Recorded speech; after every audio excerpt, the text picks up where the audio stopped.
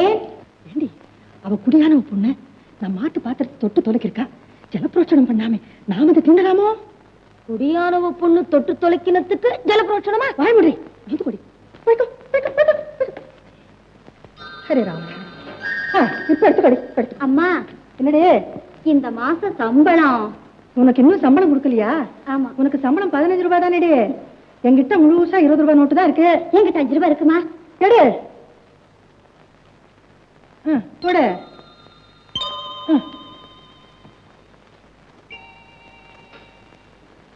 ஏண்டிமா குடியானவ பொண்ணு தொட்டு தொலைக்கிற பாத்திரங்களுக்கு மட்டும் ஜலபரோஷனம் பண்ணினாய்.